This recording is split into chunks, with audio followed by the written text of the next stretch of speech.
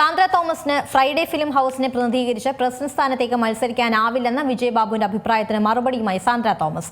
താൻ 2016 വരെ Friday film ഹൗസിന്റെ മാനേജിംഗ് പാർട്ണർ ആയിരുന്നെന്ന് വിജയബാബു സമ്മതിച്ചു കഴിഞ്ഞിരിക്കുന്നുവെന്ന് സോഷ്യൽ മീഡിയ പോസ്റ്റിൽ സാന്ദ്ര പറയുന്നു. വിജയബാബുവിന് മറുപടി നൽകി സാന്ദ്ര തോമസ്. നിർമ്മാതാവ് സാന്ദ്ര തോമസിന് ഫ്രൈഡേ ഫിലിം ഹൌസ് എന്ന പ്രൊഡക്ഷൻ കമ്പനിയെ പ്രതിനിധീകരിച്ച് അസോസിയേഷൻ പ്രസിഡന്റ് സ്ഥാനത്തേക്ക് മത്സരിക്കാൻ കഴിയില്ല എന്ന് വിജയബാബു സമൂഹ മാധ്യമങ്ങളിലൂടെ അറിയിച്ചിരുന്നു. ഇതിനുള്ള മറുപടിയാണ് സാന്ദ്ര ഇപ്പോൾ നൽകിയത്. ചിലരുടെ നിലനിൽക്കാത്ത കുതന്ത്രങ്ങൾ മറന്നീക്ക് പുറത്തുവരുന്നു. ഒരു തമാശയായി മാത്രം നമുക്കിതിനെ കാണാം.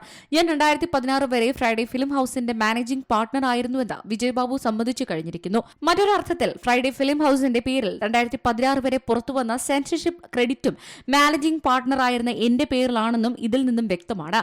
2016 ശേഷം ഫ്രൈഡേ ഫിലിം ഹൌസിൽ ഞാനൊരു അവകാശവാദവും ഉന്നയിച്ചിട്ടില്ല. എന്റെ വാദം കേരള ഫിലിം പ്രൊഡ്യൂസേഴ്സ് അസോസിയേഷന്റെ നിയമാവലി പ്രകാരം ഞാൻ മാനേജിംഗ് പാർട്ണർ ആയിരുന്നപ്പോൾ എല്ലാ സിനിമകളുടെയും സെൻസർഷിപ്പ് ക്രെഡിറ്റ് എന്റെ പേരിൽ ഉള്ളതാണെന്നാണ്. അതിനാൽ KFPA റെഗുലർ മെമ്പറായ എനിക്ക് അസോസിയേഷന്റെ കീ പോസ്റ്റിൽ നിയമപരമായി മത്സരിക്കാം. അതിനെ നിയമപരമായി ഖണ്ഡിക്കാവുന്ന ഒന്നും വിജയബാബുവിന്റെ പോസ്റ്റിലില്ല. ഞാൻ പാർട്ണർഷിപ്പ് ഒഴിഞ്ഞില്ലയോ എന്നുള്ളത് ഇവിടെ തർക്ക വിഷയമേ അല്ല. എന്നാൽ 2016 വരെ ഞാൻ ഫ്രൈഡേ ഫിലിം ഹൌസിന്റെ മാനേജിംഗ് പാർട്ണർ ആയിരുന്നു എന്നുള്ളത് തർക്കമറ്റ വസ്തുതയാണ്. നിയമം പരിശോധിക്കുന്നത് വിജയബാബുവിന്റെ സർട്ടിഫിക്കറ്റ് അല്ല, മറിച്ച് അസോസിയേഷന്റെ ബൈലോയിൽ പറഞ്ഞിരിക്കുന്ന കാര്യങ്ങളാണ് നിയമത്തിന്റെ കണ്ണിൽ എങ്ങനെയെന്നുള്ളത്. അത് കോടതി വിലയിരുത്തും. ആർക്കോ വേണ്ടി ഓക്കാനിക്കുന്നവർ സൂക്ഷ്മത പുലർത്തിയാൽ സമൂഹത്തിൽ അപഹാസ്യരാവാതിരിക്കാമെന്ന് ഓർത്താൽ നന്നെന്ന് സാന്ദ്ര തോമസ് ഫേസ്ബുക്കിൽ കുറിച്ചു. News desk C Malayalam news.